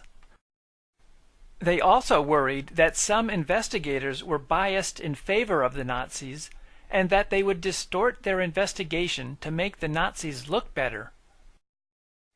Some clever Jew created the term Holocaust denier to insult the investigators.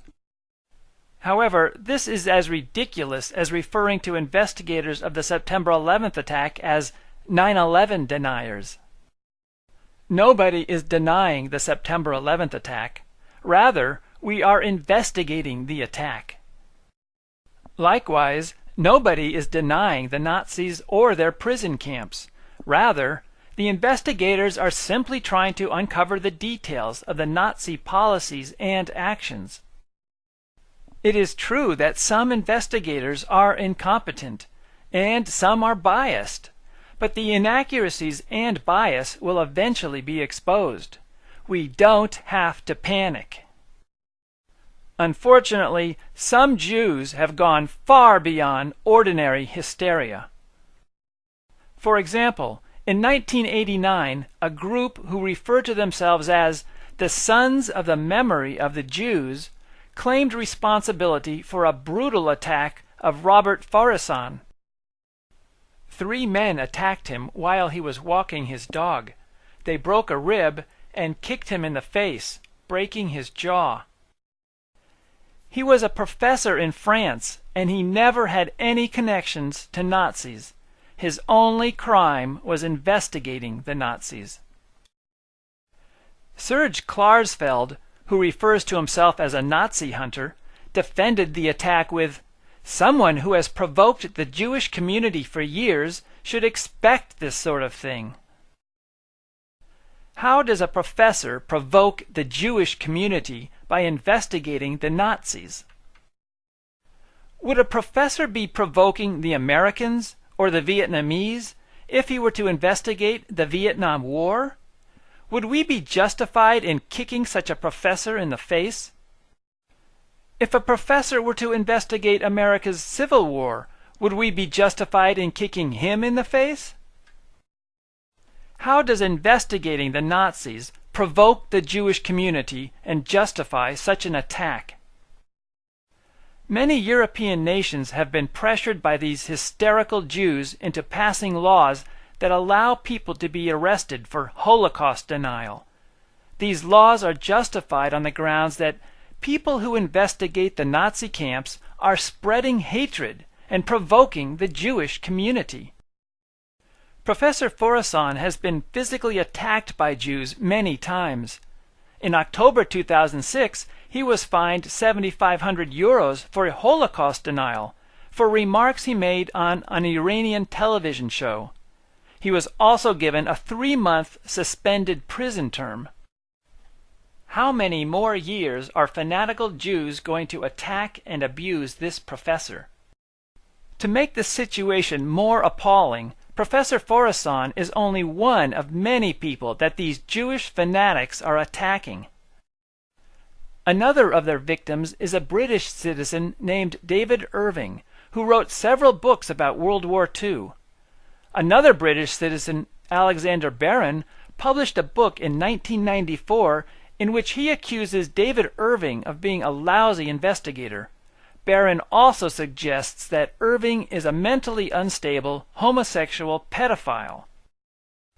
The Jews do not care whether Irving is a lousy investigator, nor do they care whether he is mentally unstable or a pedophile. Rather, they are only concerned about some of his remarks about World War II, and they have been successful in getting Irving put into jail in Austria for Holocaust denial. He is still in jail as of October 2006. But it's a simple question. Did 6 million people die in the Holocaust? Millions died. Millions of Jews died. There's no question. And I've said that in all my books as well. But did 6 million die? I don't know the figures. I'm not an expert on the Holocaust. Another of their victims, Germar Rudolph, acquired a PhD in chemistry in 1989. During the following years, he did an analysis of the gas chambers at Auschwitz. Some Jews felt that his report was inaccurate, but rather than discuss the issue with him, in 1994 he was sentenced to 14 months in prison. He fled Germany, eventually ending up in Chicago, where he continued to infuriate the Jews by doing more research into the Nazi camps. In 2005, the Jews were successful in having him deported to Germany, where he was put into jail. He is still in jail as of October 2006. Many Jews are complaining that anti-Semitism is increasing around the world. They talk about anti-Semitism as if it is a disease carried by mosquitoes. However, anti-Semitism is caused by badly behaved Jews. For example, many of us are becoming angry at the hysterical Jews for their repeated beatings and arrests of professors, chemists, and other investigators. Another source of anti-Semitism are the Jews who pretend to be Nazis and engage in anti-Semitic acts in order to bring pity to Jews. A recent example occurred in October 2006, in which a Jewish college student was caught pretending to be a victim of two anti-Semites. Theodor Herzl, who started the Zionist movement in 1897, wrote, "It is essential that the suffering of the Jews become worse." He considered anti-Semitism to be a tool to manipulate both Jews and non-Jews.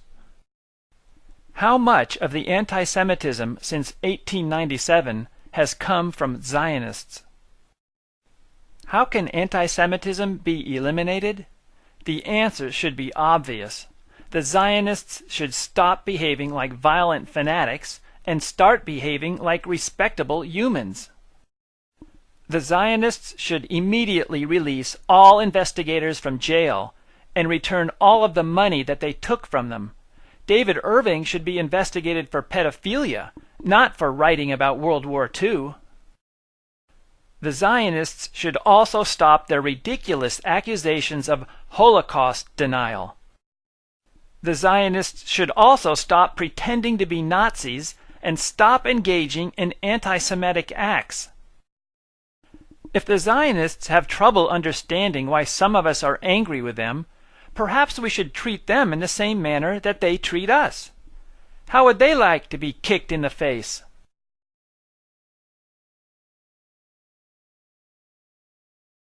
We have plenty of evidence to justify the arrest of Larry Silverstein for installing explosives in the World Trade Center, and we have enough evidence to arrest most media executives and 9/11 truth seekers for trying to cover up the crime.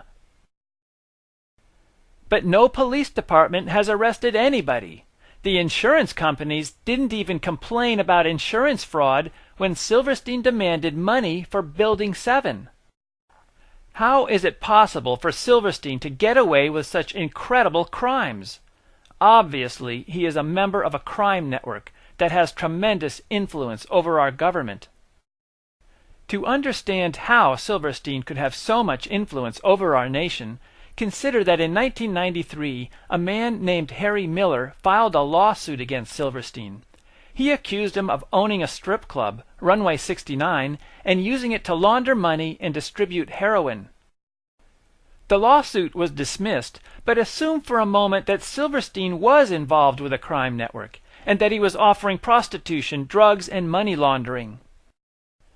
Furthermore, consider the possibility that Silverstein was secretly keeping track of his customers. In other words, consider that Silverstein's strip club was a blackmail trap, with dancing girls as bait.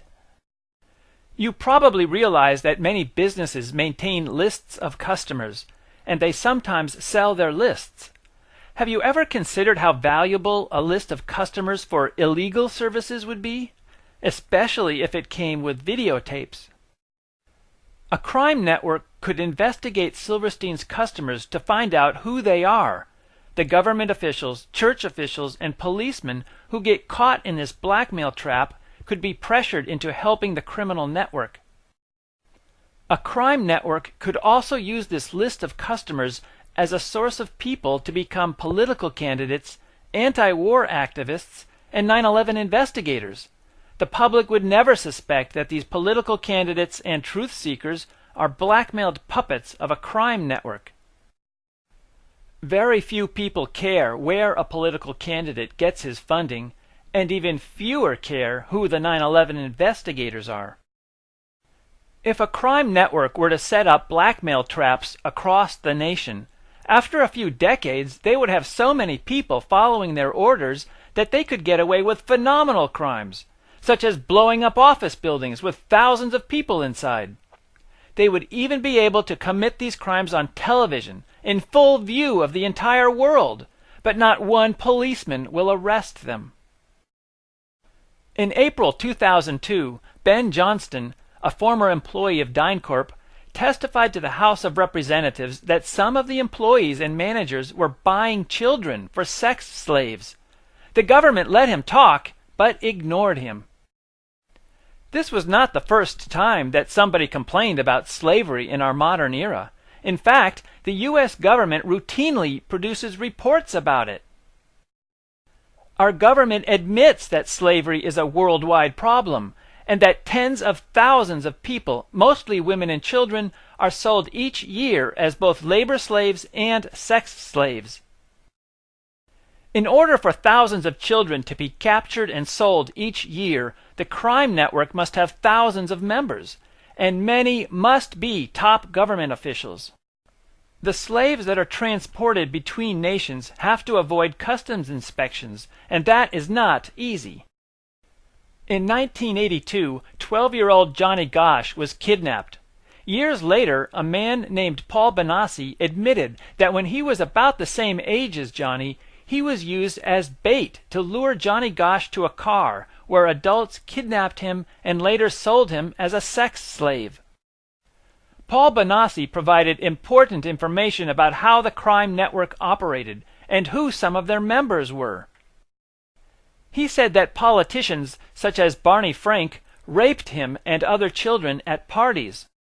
John DeCamp, in his book The Franklin Cover-Up, mentions Ronald Reagan and Warren Buffett among the people having some mysterious connection to this pedophilia network.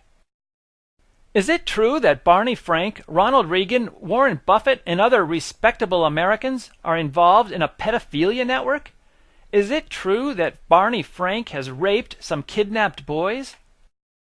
These are serious accusations. As you would expect, some of America's best and most honest investigators rushed to the rescue. For example, a former FBI official, Ted Gunderson, studied the Johnny Gosch case and concluded that Johnny is now a free man who calls himself Jeff Gannon, the homosexual prostitute who was working as a news reporter at the White House. A former New York City detective, Jimmy Rothstein, also investigated, but he still has no idea what is going on. Another police investigator, Nelson Zalva, determined that Noreen Gosch is incorrect about recognizing her son in this photo. So, after decades of investigating, nobody has any idea who kidnapped Johnny Gosch, and we have no idea if Barney Frank, Ronald Reagan, or Warren Buffett are involved with a pedophilia network. The police have no trouble responding to traffic accidents or to idiotic complaints of women nursing babies in public, but we are supposed to believe that they cannot stop a gigantic international crime network that is kidnapping and selling tens of thousands of people every year. We are supposed to believe that our government cannot stop this network even after Ben Johnston identified some of the customers of the sex slaves, and we are supposed to believe that the police cannot figure out if Paul Benassi is correct that Barney Frank raped some of the kidnapped boys. We are also supposed to believe that our government cannot figure out that Larry Silverstein and his friends demolished the World Trade Center with explosives. The most sensible explanation for the inability of our government to solve gigantic and obvious crimes such as 9/11 and the sex slave trade is that the crime network has acquired control over our government. Have you seen the travel agencies that offer adult vacations? They imply that sex is easily available. The American flag on her bikini shows that she likes Americans. Some agencies offer trips for homosexuals. Others imply transvestites are easily available. If a criminal network is operating some of these travel agencies, and if that network is also involved in the prostitution and sale of children, they might secretly videotape their customers. How many of these travel agencies are blackmail traps? In July 2005, a man died from internal injuries after he paid to have a horse have anal sex with him. The farmer was operating a whorehouse, but with animals as prostitutes. The police found hundreds of videotapes. How many farms are offering animals as bait for their blackmail traps? If you don't take this issue of deception and blackmail seriously, you may end up as one of their victims. Even if you don't go to strip clubs or have sex with animals, it is possible to lure people into doing something trivial and then encourage them to do something a bit more serious, and so on, until they are doing something that they can be blackmailed over. An episode of South Park showed how a person could end up committing murder over a trivial incident. A teenager fooled a young boy into giving him money. The boy asked for his money back, but the teenager refused. The boy tried to outsmart the teenager, but the teenager fooled him over and over. At one point, the teenager told him to beg for his money. Get down on your knees. Lower your head. Now say, I'm a little piggy. What? Say it. I'm a little piggy. Now dance, little piggy. Dance and oink for me. I'm a little piggy. Here's my snot. Oink, oink, oink, oink, oink, oink. But it was another trick. The teenager refused to give back the money. This made the boy so angry that he decided to get revenge. However, the teenager was secretly filming the boy while he danced like a pig. When the video was shown to his friends and neighbors, the boy became even more angry. The revenge progressed into the murder of the teenager's parents. The South Park cartoons have an obvious Zionist bias. Is Trey Parker adding this bias because he is part of their criminal network? Or is Trey Parker a little piggy who does whatever his Zionist masters tell him? I'm a little piggy. Oink, oink, oink, oink, oink, oink. Have you noticed that nobody famous and nobody with authority is exposing 9/11 or other Zionist crimes? Why are the Hollywood stars so quiet? Why are religious leaders ignoring the crimes? Why is there not one police department standing up to this criminal network? Not even Jesse Jackson will say something. It doesn't appear that many black people played a significant role in the 9/11 attack. So why would Jesse Jackson be afraid of exposing 9/11? Why would Jackson want to protect the Zionists? Perhaps because the accusations are true that Jesse Jackson assisted with the killing of Martin Luther King. In return for helping with that assassination, he may have been offered fame and money. But he must also remain silent about Zionism. Jesse Jackson may be another of their thousands of little piggies. Oink, oink, oink, oink, oink, oink. Everybody who is promoted by the Zionist media and every political candidate who takes money from Zionists should be considered a member of their network or one of their little piggies. For example, consider George Stephanopoulos. He worked in the Clinton administration with Rahm Emanuel, the son of a terrorist who helped create Israel. Today, Stephanopoulos works for the Zionist media. However, he never provides his television viewers with serious information about 9/11 or other Zionist crimes. Why is he covering up such big crimes? Kay Griggs and other people believe he is homosexual. A website that follows the relationships of famous people show that before Stephanopoulos got married, he dated 2 Jewish women. But were these real relationships? Or were these women merely creating the illusion that Stephanopoulos is heterosexual? If Stephanopoulos is homosexual, his marriage is a fraud. Is he another of the little piggies who lives in fear of being exposed? How about Tom Cruise? Why did Hollywood select him? Does Hollywood select actors according to their acting ability, or does Hollywood look for actors that they can control through blackmail? There have been accusations for years that he is homosexual. A book will soon be released that will make these accusations again. This time, a male prostitute is claiming that Tom Cruise is one of his customers.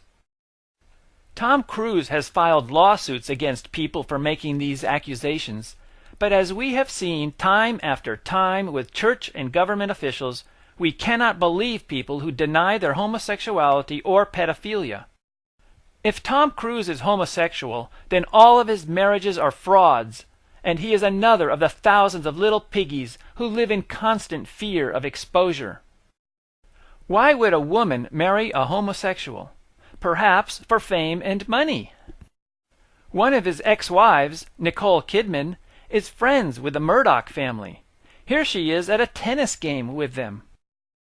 When the Simon Wiesenthal Center gave Rupert Murdoch an award, Nicole Kidman was invited to speak. Apparently, she is an expert on the Holocaust.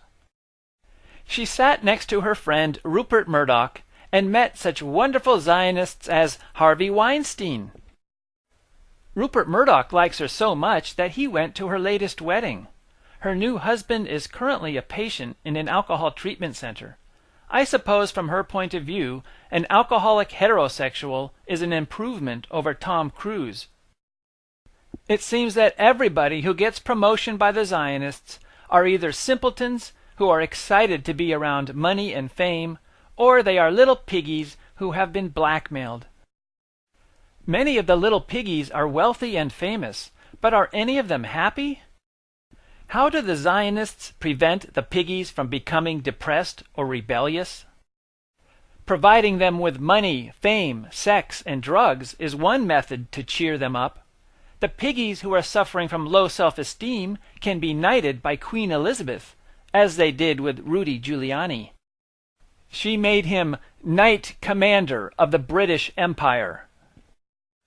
She also presented exciting but worthless trinkets to Giuliani, New York's Fire Chief Thomas Van Essen, and Police Chief Bernard Kerik. Does life for a little piggy get any better than this? By the way, why would Queen Elizabeth reward Americans for covering up the September 11th attack? Is the Queen a member of the Zionist network? Or is she one of their little piggies? This masquerade party is so confusing that we can't always be sure of who anybody is. How can a small group of Zionists be so successful at controlling entire nations? One reason is that they are catching thousands of people, maybe millions, in their blackmail traps. In 2001, Scott Ritter was caught twice for trying to arrange sexual encounters with young girls.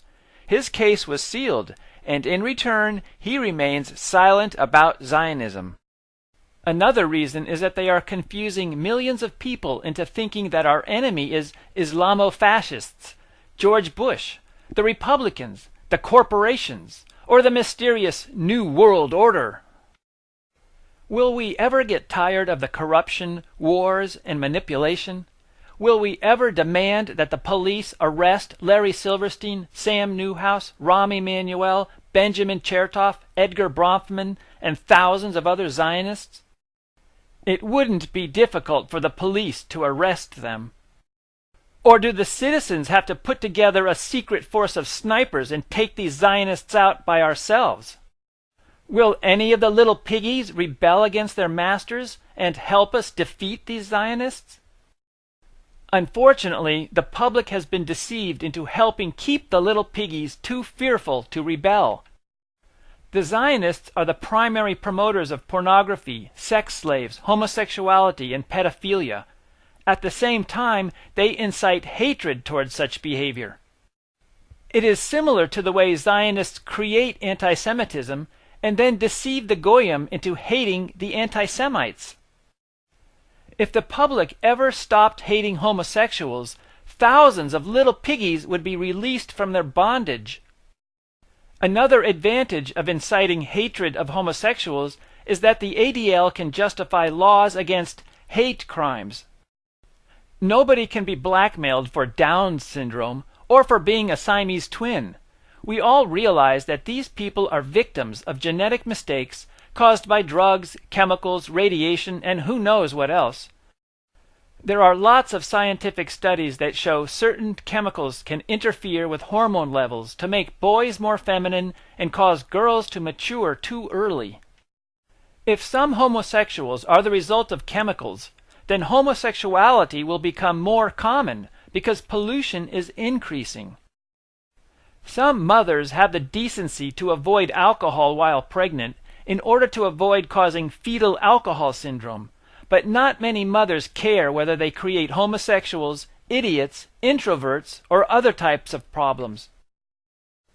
The point of all this is that we can make our world better whenever we stop falling for the deception and get the Zionists out of our lives. It's not that difficult. Don't be fooled into fearing the government, police, or military. We don't have to worry about becoming a police state. We have to stop ourselves from becoming a Zionist state. So help us educate the police, military, and other citizens. The police could end our problem with Zionism if they would just realize that their leaders are Zionists and little piggies. Light begins with darkness. Every flower is once a seed, and with the sun and wind to taste us, we are bound to be released.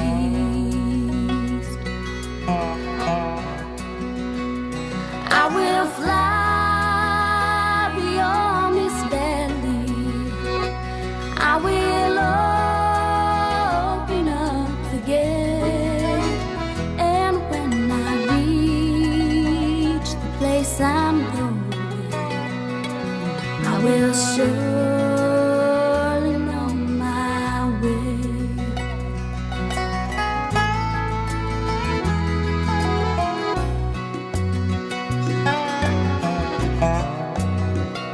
We have hands to hold our sorrow. We have tears to heal the pain. And though your